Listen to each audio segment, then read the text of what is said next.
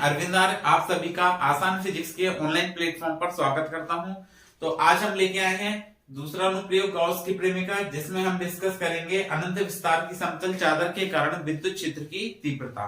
तो स्टार्ट करते हैं आज का सेशन को स्टार्ट करने से पहले वीडियो को लाइक शेयर कर दें और जिन भी दोस्तों ने चैनल को सब्सक्राइब नहीं किया है वो चैनल को फटाफट सब्सक्राइब करें, जिससे आने वाले वीडियो के नोटिफिकेशन आपको सबसे पहले प्राप्त हो सकें।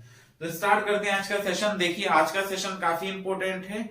ये जो क्वेश्चंस है वो 2019 आरबीएससी 2019 में पूछा गया है। RBSC main exam RBSC main 2019 में पूछा गया क्वेश्चन है, क्या अनंत विस्तार की समतल चादर के कारण विद्युत क्षेत्र की तीव्रता। ठीक है, तो ये रिक्वेस्ट है कि आप अपने दोस्तों को वीडियो को जरूर शेयर करते जाएं, जिससे आपके साथ साथ उनकी भी प्रिपरेशन अच्छी हो।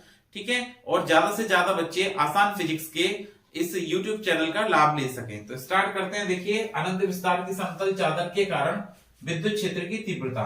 तो हमने माना कि ये एक अपरिमित लंबाई की समतल चादर है या अनंत विस्तार की समतल चादर है। ये इस तरह से अनंत विस्तार की चादर है। ठीक है, इसके कारण हमको क्या करना है, विद्युत क्षेत्र की तीव्रता ज्ञात करनी है। इस अपरिमित चालक के कारण विद्युत क्षेत्र की तीव्रता ज्ञात करनी है। तो इसे तीव्रता ज्ञात करने के लिए हमने इस चादर के पृष्ठ पर एक कैपिटल ए अनुप्रस्थ काट का एक भाग ले लिया। कैपिटल ए अनुप्रस्थ काट का एक भाग ले लिया जिस पर Q आवेश उपस्थित है। इस भाग से इसका पृष्ठीय क्षेत्रफल ज्ञात करेंगे। तो देखिए पृष्ठीय क्षेत्रफल जो आएगा इस भाग का वो कितना आएगा, तो हमने फॉर्मूला पढ़ा है पृष्ठीय क्षेत्रफल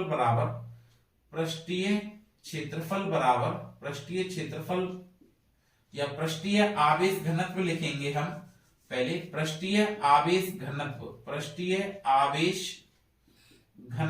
तो पृष्ठीय आवेश घनत्व का जो सूत्र है वो क्या होता है, आवेश बटे पृष्ठीय क्षेत्रफल।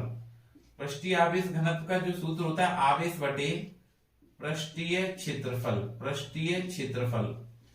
ठीक है, तो इसमें हम चर्चा करते हैं। तो देखिए पृष्ठीय आवेश घनत्व को हम सिग्मा लिखते हैं, आवेश हमारा Q हो गया और पृष्ठीय क्षेत्रफल इस भाग का हमने A मान लिया। तो इसका इधर गुणा करेंगे तो Q इज इक्वल टू बनेगा हमारा फॉर्मूला सिग्मा ए। ये पहला समीकरण हो गया। ठीक है, क्या बताया, माना एक अपरिमित विस्तार की समतल चादर है, अपरिमित लंबाई की या अनंत विस्तार की समतल चादर है। जब से प्लस Q आवेश देते हैं तो इसके पृष्ठ पर, देखो हमने रेखा में पढ़ा था उसकी कहां वितरित होगा, लंबाई पर। चादर के पास क्या होगा, पृष्ठ, तो इस पे कहां वितरित होगा, इसके पृष्ठ पर। तो जब इसको प्लस Q आवेश देते हैं तो यह आवेश समतल चादर के पृष्ठ पर एक समान रूप से वितरित हो जाता है। अब इसके ऊपर हमने कोई एक पृष्ठीय क्षेत्रफल का, कितना पृष्ठीय क्षेत्रफल, कैपिटल ए पृष्ठीय क्षेत्रफल का एक भाग ले लिया। इस पर पृष्ठीय आवेश घनत्व होगा आवेश बटे पृष्ठीय क्षेत्रफल। तो पृष्ठीय आवेश घनत्व को हम क्या लिखते हैं, सिग्मा लिखते हैं। तो सिग्मा बराबर Q अपॉन ए या Q इक्वल टू सिग्मा, ये पहला समीकरण। अब हमने क्या किया, इस पृष्ठीय चादर पर लिए गए ए पृष्ठीय क्षेत्रफल के भाग के कारण एक और स्मॉल r दूरी पर, कितनी दूरी पर, एक और स्मॉल r दूरी पर एक बिंदु P स्थित है। ये r दूरी हो गई, इस r दूरी पर एक बिंदु P स्थित है जिस पर हमको विद्युत क्षेत्र की तीव्रता ज्ञात करनी है। फिर से ध्यान दें, इस अपरिमित लंबाई की चादर के कारण या अनंत विस्तार की चादर के कारण स्मॉल r दूरी पर एक बिंदु P स्थित है। कितनी दूरी पर है, ये r दूरी पर एक बिंदु P स्थित है। इस बिंदु P पर हमको क्या करना है, विद्युत क्षेत्र की तीव्रता ज्ञात करनी है। इसी प्रकार दूसरी ओर भी सेम r दूरी पर, इसी प्रकार दूसरी ओर भी स्मॉल r दूरी पर एक अन्य बिंदु P डैश स्थित है। इसी प्रकार समान दूरी r दूरी पर एक अन्य बिंदु P डैश स्थित है। इस पर हमको विद्युत क्षेत्र की तीव्रता ज्ञात करनी है। तो हमने क्या किया, यहाँ पे R को दूरी मानते हुए एक बंद पृष्ठ का निर्माण किया या गॉसियन पृष्ठ का निर्माण किया। इस प्रकार से R को दूरी मानते हुए हमने क्या किया, इस पर एक बंद पृष्ठ बना दिया, ये गॉसियन पृष्ठ बना दिया। इस प्रकार से ये बंद या पृष्ठ या गॉसियन पृष्ठ बन गया। इसी प्रकार दूसरी ओर भी हमने R को दूरी लेते हुए यहाँ पे भी एक बंद पृष्ठ या गॉसियन पृष्ठ का निर्माण कर देते हैं। हम R को दूरी लेते हुए हमने यहाँ पे क्या किया, यहाँ पे एक बंद पृष्ठ या गॉसियन पृष्ठ का निर्माण कर देते हैं। तो देखिए R को दूरी लेते हुए हमने यहाँ पे भी एक बंद पृष्ठ या गॉसियन पृष्ठ का निर्माण कर दिया। अब ये देखिए, ये बंद पृष्ठ या गॉसियन पृष्ठ बन गया। यहाँ पे आर को दूरी मानते हुए ये हमने गॉसियन पृष्ठ बना दिया। ये बात क्लियर हो गई आपको? अच्छा जी, फिर से ध्यान दें, आपको क्या बताया मैंने कि इसका इस अपरिमित लंबाई की चादर पर एक ए पृष्ठीय क्षेत्रफल का भाग ले लिया। इससे स्मॉल आर दूरी पर चादर के एक और एक बिंदु पी स्थित है, जिस पर हमको क्या करना है, विद्युत क्षेत्र की तीव्रता ज्ञात करनी है। इसी प्रकार इस चादर से समान दूरी आर पर दूसरी ओर एक अन्य बिंदु पी डैश स्थित है, जिस पर हमको विद्युत क्षेत्र की तीव्रता ज्ञात करनी है। तब हमने आर को दूरी मानते हुए एक बंद पृष्ठ का निर्माण कर दिया है, गॉसियन पृष्ठ का निर्माण कर दिया। तो हमको पता है विद्युत क्षेत्र की तीव्रता एक सदिश राशि है और धनावेश के कारण इसकी दिशा कैसे होती है, आवेश से दूर की ओर होती है। धनावेश के कारण दिशा कैसी जाती है, आवेश से दूर की ओर जाती है। तो ये हमने दूर की ओर बना दिया ई वेक्टर। इसी प्रकार इधर भी धनावेश के कारण आवेश से दूर की ओर, तो ये ई वेक्टर हो गया। अब हमने क्या किया, स्मॉल आर को दूरी मानते हुए यहाँ पे बंद पृष्ठ या गॉसियन पृष्ठ बनाया था। तो इस पर इसका पृष्ठीय क्षेत्रफल ले लिया, एक अल्पांश पृष्ठीय क्षेत्रफल ले लिया गॉसियन पृष्ठ पर, और जिसका पृष्ठीय क्षेत्रफल कितना हो गया, ds1। ठीक है, इधर दूसरी ओर भी एक हमने समान दूरी आर पर ही था, तो यहाँ पे एक और पृष्ठीय क्षेत्रफल ले लिया और इस पृष्ठीय क्षेत्रफल हो गया, ये कितना हो गया, ds2। ये वाला हो गया ds2, ये ds1। इसी प्रकार से इसका जो वक्र पृष्ठ है उस पर भी एक पृष्ठीय क्षेत्रफल लिया, इस पृष्ठीय क्षेत्रफल को हमने नाम दे दिया क्या, ds3। क्या नाम दे दिया, ds3। ये तीन पृष्ठीय क्षेत्रफल ले लिए। अब देखिए, इस पृष्ठीय क्षेत्रफल पर अगर आप अभिलंब बनाते हैं तो ये विद्युत क्षेत्र की तीव्रता की दिशा में बनेगा n कैप, ये अभिलंब बना दिया। इसी प्रकार इधर की ओर भी एक अभिलंब बनाएंगे तो ये भी विद्युत क्षेत्र की तीव्रता की दिशा में बनेगा n कैप। और इसके अगर वक्र पृष्ठ पर भी एक अभिलंब बनाते हैं तो ये भी विद्युत क्षेत्र की दिशा, ये विद्युत क्षेत्र के लंबवत बनेगा n कैप। ये बात समझ आ गई आपको? फिर से ध्यान दें, आर दूरी पर, इंपोर्टेंट है काफी इसलिए समझा रहे हैं, ध्यान से समझे। आर दूरी पर इसका एक पृष्ठीय क्षेत्रफल ले लिया, ए अपरिमित लंबाई की चादर का एक ए पृष्ठीय क्षेत्रफल ले लिया।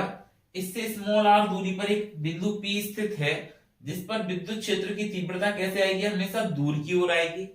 और इस पर हमने अभिलंब बनाया तो इसी दिशा में बनेगा। इसी प्रकार दूसरी ओर समान दूरी पर एक अन्य बिंदु पी डैश स्थित है। ये कौन सा बिंदु हो गया, पी डैश। एक अन्य बिंदु पी डैश स्थित है, इस पर भी विद्युत क्षेत्र की तीव्रता दूर की ओर आएगी और ये अभिलंब बना दिया, दोनों समांतर हो गए। ये इसका वक्र पृष्ठ है और वक्र पृष्ठ पर भी हमने एक अभिलंब बना दिया तो ऊपर की ओर आएगा। अब हमको क्या करना है, ये पूरा जो हमने गॉसियन पृष्ठ लिया है, ये बंद पृष्ठ या गॉसियन पृष्ठ लिया है, इससे कितना फ्लक्स गुजरेगा ये कैलकुलेट करना है। तो हमने लिखा गॉसियन पृष्ठ से गुजरने वाला कुल विद्युत फ्लक्स। गॉसियन पृष्ठ से गुजरने वाला कुल विद्युत फ्लक्स, गुजरने वाला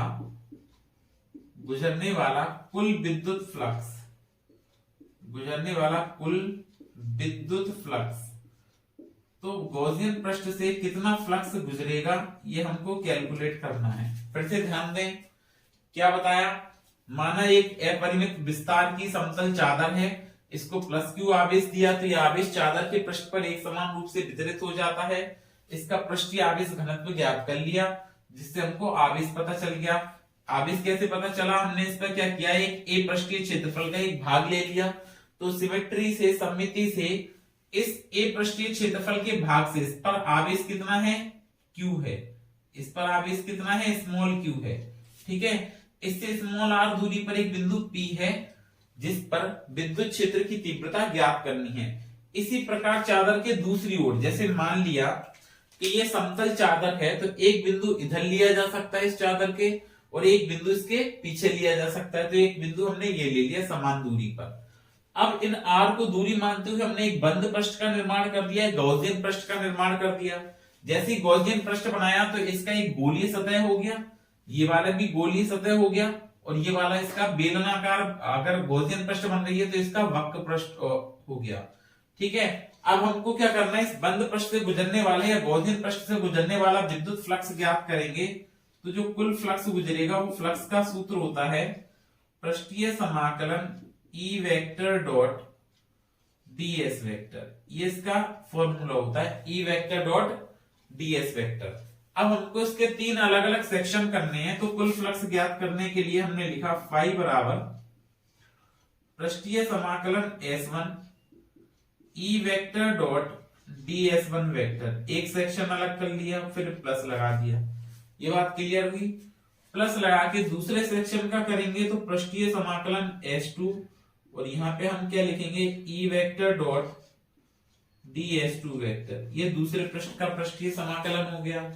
फिर हमने प्लस लगाया, फिर तीसरे पृष्ठ का करेंगे पृष्ठीय समाकलन S3 E vector dot ds3 vector, ये 3 पृष्ठीय क्षेत्रफल ले लिए हमने, ds1 ds2 और ds3। या आप da1 da2 da3 भी ले सकते हैं, ठीक है। अगर आप S पृष्ठीय क्षेत्रफल ले रहे हैं तो इसको A की जगह हम क्या लिख देंगे, S लिख देंगे। पृष्ठीय क्षेत्रफल इसका S हो गया, तो आप इधर भी क्या लिख दें, S लिख दें, और इसका जब सूत्र आएगा तो सिग्मा S लिख दें। एक ही बात है, A लिखें S लिखें, एक ही बात है। ये बात आपको क्लियर हुई। अब देखिए कितने सेक्शन है, 3। एक तो S1 है, ds1 वाला सेक्शन है, एक ds2 वाला सेक्शन है, और एक ds3 वाला सेक्शन है, ठीक है। इसका पृष्ठीय क्षेत्रफल हमने इसका कैलकुलेट करना है, इसका करना है और इसका करना है। तो आप चाहें तो यहाँ पे भी कह सकते हैं गोलीय पृष्ठ है, ये भी गोलीय पृष्ठ है, और ये कौन सी पृष्ठ है, वक्र पृष्ठ है। फिर देखिए अब इनका जैसे आप पृष्ठीय क्षेत्रफल सॉल्व करते हैं तो देखिए कैसे होगा सॉल्व, समझिए ध्यान से। ये हम इसको लिख लेते हैं कि हमारे पास Q की वैल्यू जो आई थी वो Q आया था हमारे पास कितना, सिग्मा S। ये आपकी पहली इक्वेशन हो गई, पहला समीकरण हो गया, ठीक है। अब हम करते हैं इसको आगे सिंप्लीफाई। जैसे आप इसको सिंप्लीफाई करेंगे तो देखिए क्या बनेगा इसमें, देखिए फटाफट से इसमें बनेगा क्या। अगर हम इसको सॉल्व करते हैं तो ये वाला जो सेक्शन है वो S1 है, और जब डॉट हटाएंगे तो देखो पहले S1 सेक्शन के लिए डॉट हटाएंगे तो विद्युत क्षेत्र की तीव्रता और अभिलंब एक दूसरे के समांतर हैं। क्या कहा, विद्युत क्षेत्र की तीव्रता और अभिलंब एक दूसरे के समांतर हैं। समांतर है तो हमने क्या लिखा, यहाँ पे फ्लक्स जो आएगा वो आएगा फाई बराबर पृष्ठीय समाकलन S1, और यह जाएगा EdS1 cos 0 डिग्री, क्योंकि दोनों समांतर हैं, cos 0 डिग्री, प्लस S2 सतह की बात करें तो इस ds2 सतह पर भी विद्युत क्षेत्र की तीव्रता और अभिलंब कैसे हैं, समांतर। यहां पर भी विद्युत क्षेत्र की तीव्रता और अभिलंब समांतर है, तो प्लस हम क्या लिखेंगे, S2 EdS2 cos 0 डिग्री। ये दूसरा सेक्शन सॉल्व हो गया। प्लस अब तीसरे सेक्शन पर देखो विद्युत क्षेत्र की तीव्रता दूर की तरफ और अभिलंब ऊपर की तरफ है। विद्युत क्षेत्र की तीव्रता ऐसे जा रही है और अभिलंब ऐसे जा रहे हैं, तो कोण कितना बना है इसमें, तीव्रता में और अभिलंब में 90 डिग्री। तो हमने लिखा पृष्ठीय समाकलन S3 EdS3 cos 90। ये 3 सेक्शन हो गए, तीनों को अलग अलग हमने सॉल्व कर दिया। अब बताएं cos 0 की वैल्यू क्या होगी, 1, तो यह आ जाएगा फाई इक्वल टू पृष्ठीय समाकलन S1, ये हो जाएगा आपका क्या, EdS1। फिर प्लस लगाया, दूसरे सेक्शन को देखें तो ये आ जाएगा S2 और ये आ जाएगा EdS2, ये 2 सेक्शन हो गए। cos 90 की वैल्यू क्या होती है, 0। cos 90 का मान क्या होता है, 0, तो ये पूरा 0 आ गया। अच्छा जी, ठीक है।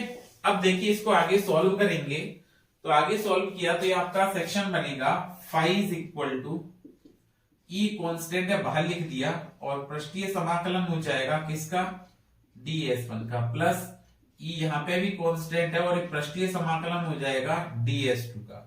अब आप एक बात ध्यान दीजिए, इसका ds1 का पृष्ठीय समाकलन करेंगे तो s1 आ जाएगा, और ds2 का पृष्ठीय समाकलन करेंगे तो es2 आ जाएगा, क्योंकि इस पूरे सतह का, इस पूरे सेक्शन का पृष्ठीय क्षेत्रफल क्या है, s। तो हमने s1 और s2 को s ही लिखा, क्योंकि ये सेम सर्कुलर सेक्शन है, ये भी सेम सर्कुलर सेक्शन है। यहाँ पे साइड में लिख लीजिएगा, बिकॉज पृष्ठीय समाकलन s1 इक्वल टू पृष्ठीय समाकलन ds2 इक्वल टू क्या आएगा, s आएगा। क्योंकि इस सर्कुलर सेक्शन का आपने एस कंसीडर किया था, तो ये इसी के पैरेलल है, तो ये भी एस होगा और ये भी एस होगा। ठीक है, इसको एस लिख दिया। अब आप सोल्व करेंगे तो ये टोटल क्या बना, तो फाई इक्वल टू ये बना 2ES, क्या बना 2ES। ये इक्वेशन नंबर हो गई आपकी सेकंड। दो इक्वेशन बन गई। अब हमने लिखा गाउस की प्रमेय से या गाउस के नियम से, तो हम गाउस के नियम से लिख सकते हैं, गाउस के नियम से।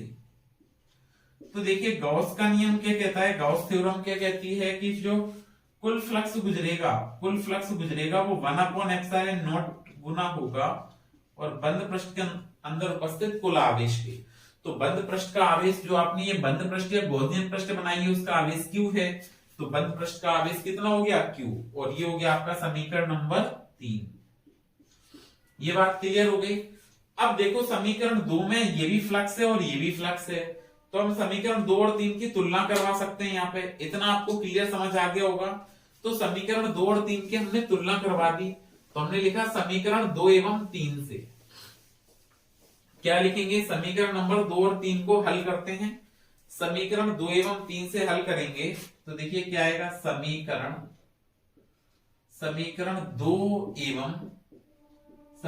2 एवं 3 से। तो देखिए समीकरण नंबर 2 और 3 क्या है, तो 2 तो है 2ES इज इक्वल टू, समीकरण नंबर 3 क्या है 1/ε0 इंटू Q। ये 3 नंबर का समीकरण है, दोनों की तुलना हो गई। तो बताइए यहाँ पे ये बनेगा Q का मान और रख दिया यहाँ पे समीकरण नंबर 1 से। तो यहाँ पे लिखा हमने Q का मान समीकरण 1 से रखने पर, अब हमने क्या किया, Q का मान रखा, कहां से रखा, समीकरण नंबर 1 से रख दिया। तो देखिए Q का मान हमने समीकरण 1 से रखा। जैसे ही हम यहाँ पे Q का मान समीकरण नंबर 1 से रखेंगे तो देखो ये क्या आएगा, ये आएगा 2ES is equal to 1/ε0 into Q। Q का मतलब हो गया सिग्मा S। एक बात बताइए, ये वाले S से ये वाला S कैंसिल आउट हो गया, S से S कट गया, तो अगर हमको E चाहिए तो E कितना आ जाएगा, सिग्मा अपॉन 2/ε0। ये विद्युत क्षेत्र की तीव्रता आ गई, जो कि कैसी है, कांस्टेंट है, नियत है। जो कि विद्युत क्षेत्र की तीव्रता कैसी आई है, ये अपरिमित चादर के कारण नियत आई है, कांस्टेंट आई है। अब आप ध्यान दीजिए, इसका सदिश रूप लिखें, ध्यान दीजिए सदिश रूप में तो देखिए इसका सदिश रूप क्या बनेगा, इसका वेक्टर फॉर्म क्या बनेगा। तो सदिश रूप लिखेंगे हम तो ये आ जाएगा E vector equal to sigma upon 2/ε0 into n cap. ये इसका सदिश रूप हो गया। अब आप एक बात ध्यान दीजिए, ये विद्युत क्षेत्र की तीव्रता इस अपरिमित चादर से दूरी, जितनी भी दूरी पर प्रेक्षण बिंदु लेते हैं उस बात पर निर्भर नहीं कर रहा है।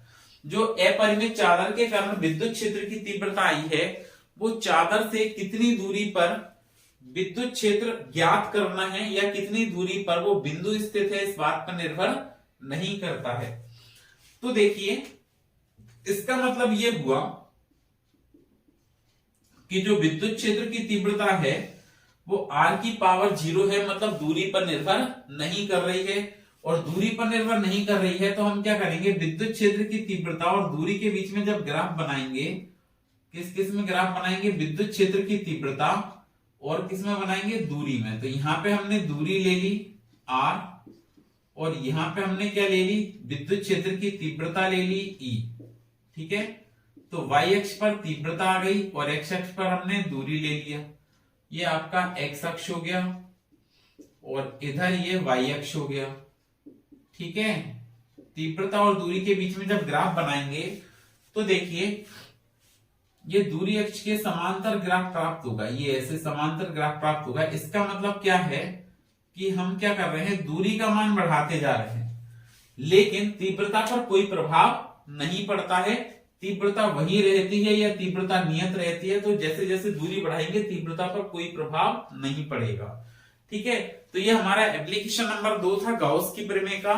तो आज के लिए इतना ही। फटाफट वीडियो को लाइक शेयर जरूर कर दें अपने दोस्तों में और मिलते हैं नए कॉन्सेप्ट के साथ नेक्स्ट क्लास में एप्लीकेशन नंबर 3 के साथ। तो पढ़ते रहिए, सुरक्षित रहिए। जय हिंद।